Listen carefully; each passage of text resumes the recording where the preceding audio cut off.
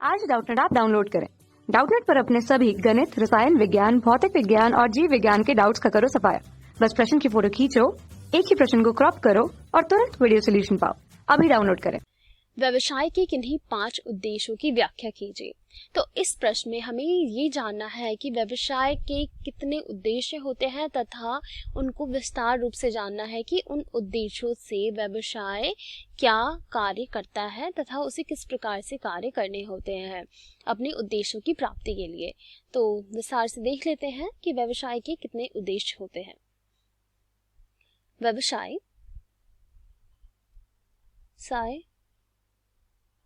के उद्देश्य देख लेते हैं। तो व्यवसाय की कई प्रकार के उद्देश्य होते हैं। सबसे पहले तो इसका प्रमुख उद्देश्य है आर्थिक उद्देश्य। आर्थिक उद्देश्य और दूसरा हमारा कौन सा होता है इसका प्रमुख उद्देश्य? दूसरा हमारा हो जाता है इसका सामाजिक उद्देश्य। सामाजिक उद्देश्य। तीसरा मानवीय उद्देश्य।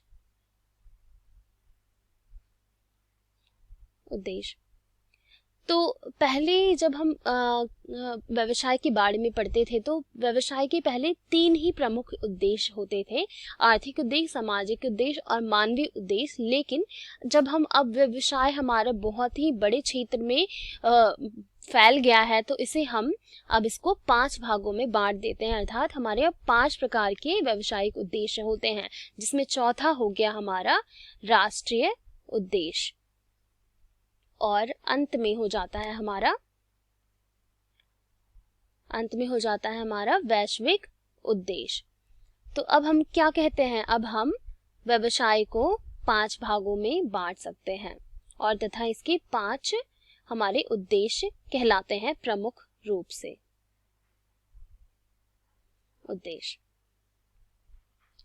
तो ये हो गए हमारे व्यवसाय के 5 उद्देश्य, जिसको अब हम विस्तार से पढ़ेंगे कि इन उद्देश्यों में एक व्यवसाय क्या कार्य करता है और इन उद्देश्यों की प्राप्ति किस प्रकार करता है तथा इनकी विशेषताएं क्या है इस उद्देश्यों की प्राप्त करने की। तो सबसे पहला तो हम जान लेते हैं कि हमारा आर्थिक उद्देश्य का क्या अर्थ होता है।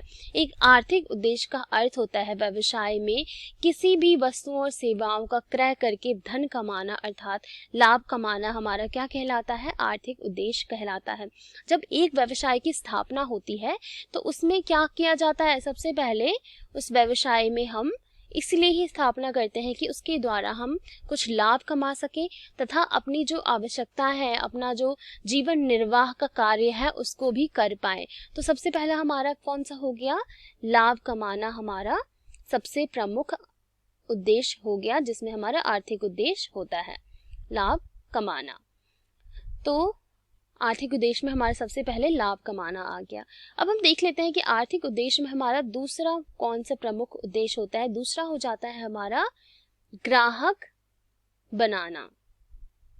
अब हम लाभ किसके द्वारा बनाएंगे? हम व्यवसाय तो इसीलिए कर रहे हैं ताकि हम अपनी वस्तुओं का क्रय विक्रय कर सकें। तो क्रय विक्रय करने के लिए हमें अपने ग्राहकों को बनाना होगा। हम अगर उन्हें अच्छी वस्तुएं उपलब्ध करवाएंगे तो ग्राहक हमारे खुद ही आएंगे। तो उनकी आवश्यकताओं को पूरा करना ही हमारा दूसरा प्रमुख आर्थिक उद्देश्य का उद्देश्य हो जाता है। और हमारा आर्थिक उद्देश्य में तीसरा हो जाता है नियमित नव प्रभाव, अर्थात नियमित नव प्रभाव का अर्थ होता है व्यवसायिक अधिकतम गतिविधियों वाला होता है तथा इसमें जो वातावरण होते हैं उसमें कई प्रकार के परिवर्तन आते रहते हैं। तो जब भी एक व्यवसाय किया जाता है तो वो इसीलिए किया जाता है ताकि वो अपने उद्देश्यों की प्राप्ति कर सके। लेकिन कभी कभी ऐसा होता है कि आर्थिक उद्देश्य में वो अपने व्यवसायिक परिवर्तनों के कारण उसमें कभी बिक्री में बढ़ोतरी हो जाती है, कभी हमारी बिक्री कम हो जाती है। तो ये हमें क्या करना है? नव परिवर्तनों के साथ हमें अपने व्यवसाय को भी करना होता है। तो हम इसमें क्या लिख सकते हैं? नियमित नव प्रवर्तन हमारा व्यवसाय का तीसरा उद्देश्य होता है। अब हम देख लेते हैं कि हमारा आर्थिक उद्देश्य का पांचवा उद्देश्य कौन सा होता है। पांचवा उद्देश्य हमारा हो जाता है संसाधनों का श्रेष्ठतम उपयोग। हम सभी जानते हैं कि जब हम एक व्यवसाय करते हैं तो हमारा ये प्रमुख क्रिया बन जाती है कि जो भी हमें संसाधन मिले हैं उसको हम पूर्ण प्रयोग करें तथा श्रेष्ठतम प्रयोग करें। तो ये हमारा सबसे प्रथम कार्य हो जाता है। तो इसको हम लिख सकते हैं कि संसाधनों का श्रेष्ठतम प्रयोग हमारा आर्थिक उद्देश्य का चौथा उद्देश्य होता है। तो ये हो गए हमारे आर्थिक उद्देश्य के मुख्य क्रियाएं। अब हम देख लेते हैं कि हमारे सामाजिक उद्देश्य के अंतर्गत कौन कौन सी क्रियाएं आती हैं। सामाजिक उद्देश्य का अर्थ होता है बहुत ही साधारण भाषा में कि समाज के प्रति कुछ कार्य करना। अर्थात जब एक व्यवसाय का निर्माण होता है तब उस समाज के प्रति समाज भी उसको बहुत सारी चीजें उपलब्ध करवाते हैं। जैसे हम वातावरण से संबंधित बात कर ले तो वातावरण से उसको जल, पानी, भूमि ये सब प्राप्त होता है तथा सरकार भी समाज से ही संबंधित व्यक्ति होता है। सरकार भी एक उद्देश्य व्यवसाय को बढ़ोतरी करने में बहुत ही सहायक होता है। तो एक व्यवसाय का भी ये अधिकार होता है या फिर उसको हम कह सकें कि एक उत्तरदायित्व होता है कि वो समाज के प्रति भी कुछ कार्य करे। तो वो क्या कहलाता है, हमारा सामाजिक उद्देश्य कहलाता है। तो इसमें देख लेते हैं कि सामाजिक उद्देश्य में हमारी कौन कौन सी क्रियाएं आ जाती हैं। तो सबसे पहला तो हमें अच्छी गुणवत्ता वाली वस्तुओं और सेवाओं का उत्पादन तथा पूर्ति करना होता है। तो एक हम बहुत ही साधारण सा हमारा ये उद्देश्य हो गया कि हमें अच्छी गुणवत्ता वाली वस्तुओं को उत्पादन और तथा विक्रय करना होता है। हमें कभी भी ऐसा धोखाधड़ी नहीं कर सकते लोगों के साथ जो हम पे भरोसा करते हैं। तो उसके लिए हम क्या कर सकते हैं, अच्छी वस्तुओं का उत्पादन कर सकते हैं तथा उसकी पूर्ति कर सकते हैं। अच्छी वस्तुओं और सेवाओं का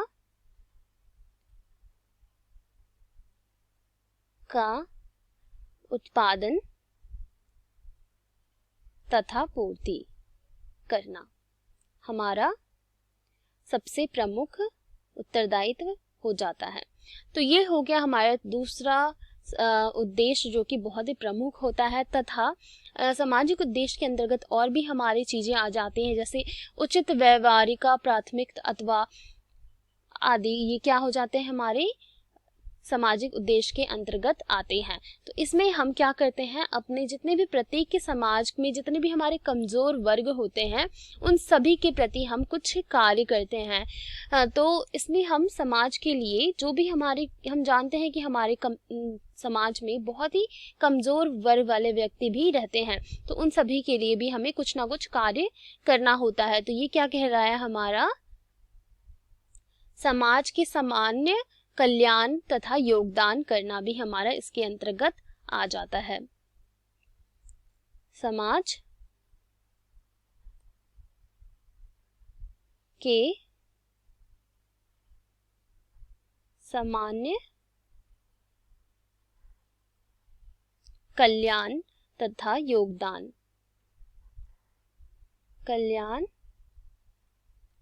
वाले कार्य करना तथा योगदान करना।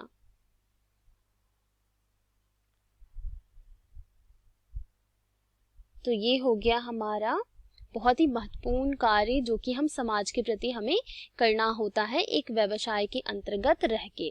तो ये सभी क्रियाएं क्या हो गई, हमारी एक सामाजिक उद्देश्य हो गई। अब हम देख लेते हैं कि हमारी मानवीय उद्देश्यों के अंतर्गत हमारी कौन कौन सी क्रियाएं आ जाती है। मानवीय उद्देश्यों का अर्थ होता है समाज के समक्ष तथा विकलांग अंगों को पूरा करना, शिक्षित करना, प्रशिक्षण देना तथा वंचित लोगों के कल्याण तथा कर्मचारियों के अपेक्ष में हमें कल्याण करना होता है। हम सभी जानते हैं व्यवसाय में, एक उद्यम में कौन काम करता है, व्यक्ति तथा मनुष्य द्वारा काम किया जाता है। अर्थात जितने भी हमारे मानवीय संसाधन है उन सभी को शिक्षित करना, प्रशिक्षण देना तथा उनकी गुणवत्ता को बढ़ाना ही हमारा मानवीय उद्देश्य में आ जाता है। तो जिसमें हम ये कह सकते हैं कि हम अपने सबसे पहले हम क्या करते हैं, कर्मचारियों का आर्थिक कल्याण करते हैं। अर्थात कर्मचारियों का आर्थिक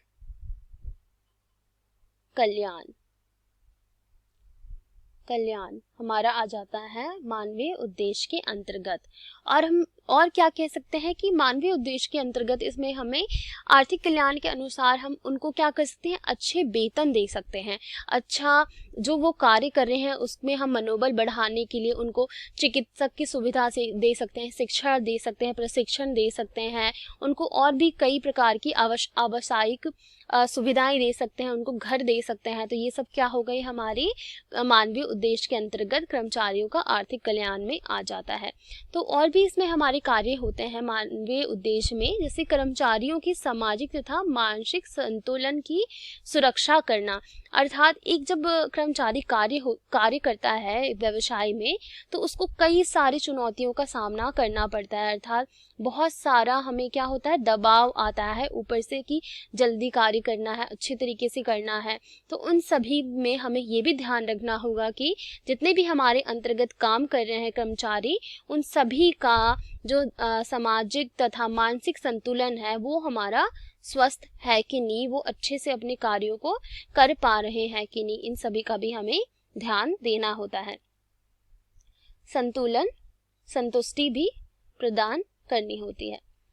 तो ये हो गया हमारा कर्मचारियों की सामाजिक तथा मानसिक संतुष्टि भी हमें उनकी प्राप्त करनी होती है। तो ये 3 प्रमुख हमारे कार्य हो गए एक व्यवसाय के उद्देश्य में। सबसे पहला आर्थिक कार्य तथा सामाजिक कार्य तथा मानवीय उद्देश्य, ये सभी क्या हो गए, हमारे एक कार्य के रूप में उद्देश्य हो गए, क्योंकि इन्हीं उद्देश्यों को प्राप्त करने के लिए हमें ये विभिन्न प्रकार के कार्य करने पड़ते हैं। तो अब हम देख लेते हैं कि 2 जो हमारे विशिष्ट रूप से जोड़े गए हैं ये कौन से हमारे कार्य हैं। तो सबसे पहला हमारा क्या है, राष्ट्रीय उद्देश्य। तो राष्ट्रीय उद्देश्य के अंतर्गत हमारे उन सभी कार्यों को जोड़ा जाता है जो एक व्यवसाय देश का एक महत्वपूर्ण अंग होता है, हम सभी जानते हैं। और तथा राष्ट्र के लक्ष्यों तथा अंतर लक्ष्यों को प्राप्त करने के लिए एक व्यवसाय को बढ़ाने के लिए राष्ट्र भी बहुत योगदान देता है। तो एक व्यवसाय को क्या करना होता है, राष्ट्र की उन्नति का प्रतीक माना जाता है। अर्थात अगर एक देश का व्यावसायिक उपक्रम बहुत ही अधिक है तो उस देश को हम एक अच्छा देश तथा उन्नति वाला देश मान सकते हैं। तो एक हमारा राष्ट्र के प्रति भी हमारे कौन से उद्देश्य होते हैं, सबसे पहला हो जाता है हमारा व्यवसाय द्वारा क्या करता है, रोजगार के अवसर उपलब्ध करवाता है। हमारा जो व्यवसाय क्या करता है, एक राष्ट्र में रोजगार के अवसर उपलब्ध कराता है।